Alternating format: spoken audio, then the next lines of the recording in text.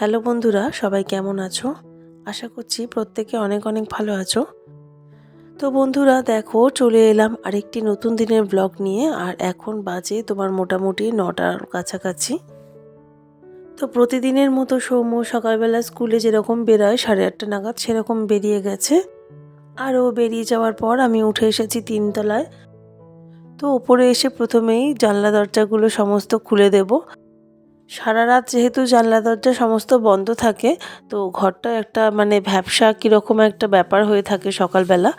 ওই জন্য আগে এসে আমি এই জানলা দরজাগুলো সমস্ত খুলে দিই। তো এখানে বিছানার ওপর কয়েকটা জামা কাপড় পড়েছিল, তো সেগুলো সব বারান্দায় এখন মেলে দেব। আর ওদিকে কিন্তু রান্নাঘরে চাটাও বসিয়ে এসেছি। আর এর মধ্যে চাটাও হয়ে যাবে, চাটা খেয়ে নেব। তো সৌম্যকে এই সপ্তাহে রোজই স্কুল যেতে হবে, কারণ সামনের সপ্তাহ থেকে ওদের পরীক্ষা শুরু হবে। তো ওর যেহেতু অ্যাটেন্ডেন্সটা কম আছে, তো ওই জন্য ওকে এখন রেগুলার স্কুলে পাঠাতে হবে।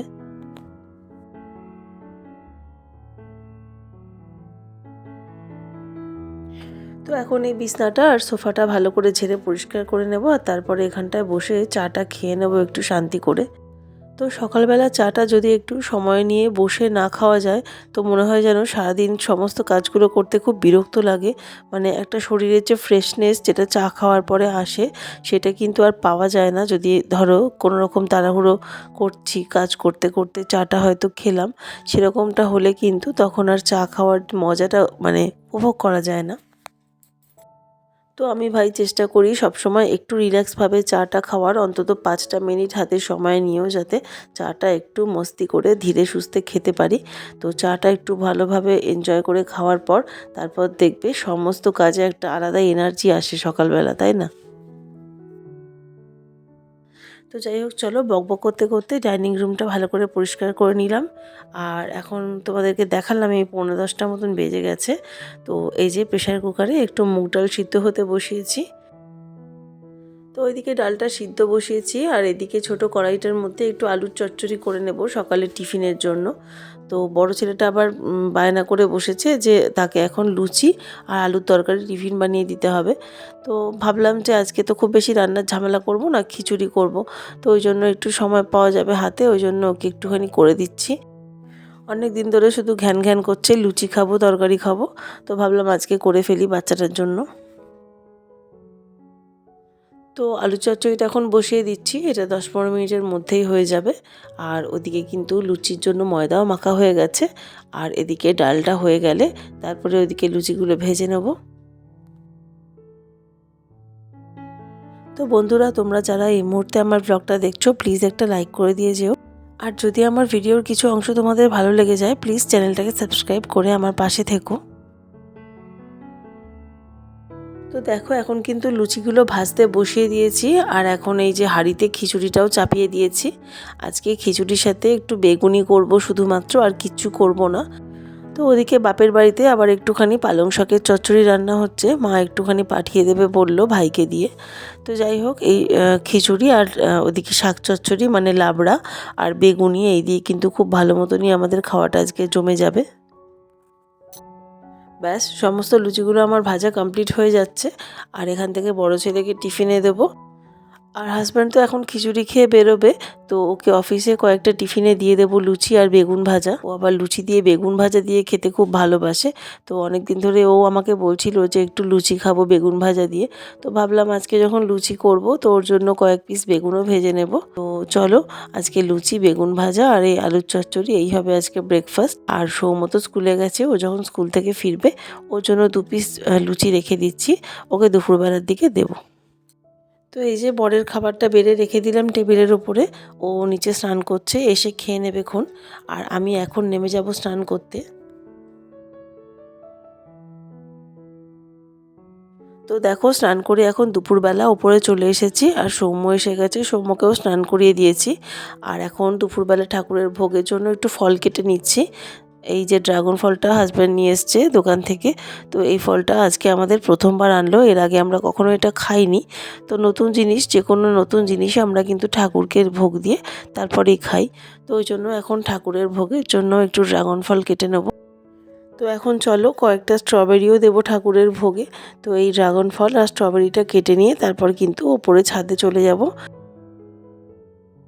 তো চলো এই পুজোটা দিয়ে তারপরে খাওয়া দাওয়া করে নিই আমরা, তারপরে একটু ঘুমাতে হবে, যেহেতু প্রত্যেক দিনই এখন সকালবেলা ওঠা হচ্ছে, প্রচণ্ড ঘুম পেয়ে যায় দুপুরবেলা।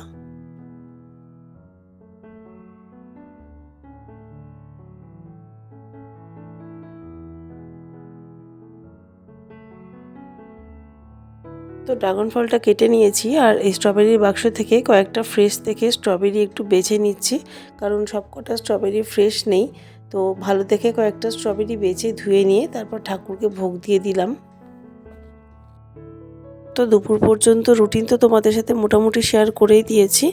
আর দুপুরবেলা খাওয়া দাওয়া করার পরে আমি আর সৌম্য কিন্তু বেশ অনেকক্ষণ ঘুমিয়ে নিয়েছি। আর এখন সন্ধেবেলা একটুখানি চুলটা ভালো করে আঁচড়ে নিচ্ছি। এখন সন্ধে তোমার এই কটা হবে, তাও মোটামুটি এই 7:30 পৌনে 8টার কাছাকাছি হবে। তো আজকে সৌম্যর আন্টি এসছে ঘরে পড়াতে। তো এই 7:15-20 নাগাদ ওর আন্টি এসেছে, এবং ও পড়তে উঠে যাওয়ার পরে তারপরেই আমি একটুখানি সন্ধেবেলার টুকটাক সমস্ত কাজগুলো গুছিয়ে নেব। তো ভাবলাম যে সারাদিন তো চুল টুল আঁচড়ানোর সময় সেরকম পাই না, তো এখন একটুখানি ঘরদোর ঝাঁট দেবো, তার আগে একটু ভালো করে চুলটা আঁচড়ে নিই, কারণ চুলটা আঁচড়াতে গেলেও বেশ অনেকটাই চুল ঝরে ঝরে পড়ে। তো ওই জন্য ভালো করে এখন ঘরটা ঝাঁট দেওয়ার আগে চুলটা আঁচড়ে নিচ্ছি।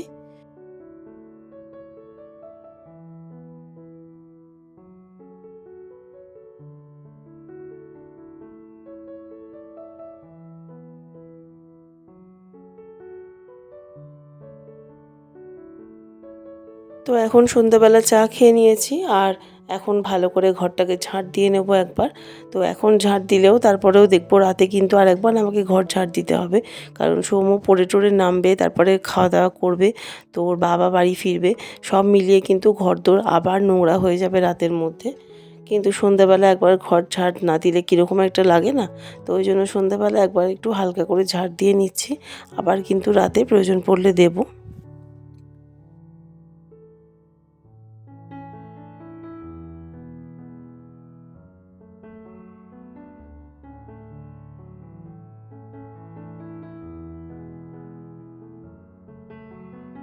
তো ঘরটা ঝাড় দিয়ে হালকা করে রান্নাঘরটাতেও একটু ঝাড়ু মেরে নিলাম।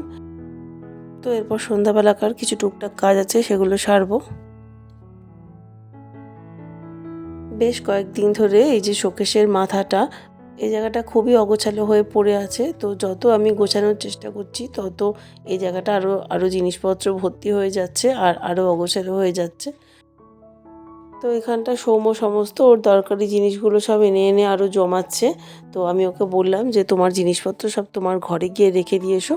তো আজকেই ওকে দিয়ে এগুলো পাঠিয়ে ওর রুমে পাঠিয়ে দেবো। তো এই জায়গাটা ফাঁকা না করতে পারলে আমার শান্তি হচ্ছে না। এই জায়গাটা এরকম ভর্তি হয়ে থাকলে না আমার খুব বিরক্ত লাগে দেখতে। তো এই যে মোটামুটি যেগুলো ড্রয়ারে রাখার কথা সেই জিনিসগুলো সব ড্রয়ারে রেখে দিচ্ছি। আর এরপরে টুকটাক কিছু জিনিস আছে এদিক ওদিক সব রাখতে হবে, সেগুলো জায়গা মতন গুছিয়ে রাখবো। কিছু জিনিস এখানে সৌম্যরও রয়েছে, তো সৌম্য জিনিসগুলো সৌম্যর রুমে ওকে রেখে আসতে বলবো। তো সন্ধ্যাবেলার এইসব টুকটাক কাজগুলো সারার পর কিছুক্ষণ সময় কাটিয়েছি টিভি দেখে এবং ফোন দেখে, আর তারপর রাতের ডিনারটা বানাতে এখন চলে এলাম। আর এর সাথেই আজকের ব্লগটা এখানেই শেষ করে দিচ্ছি, ফিরবো আর একটা নতুন ব্লগ নিয়ে। সবাই ভালো থেকো।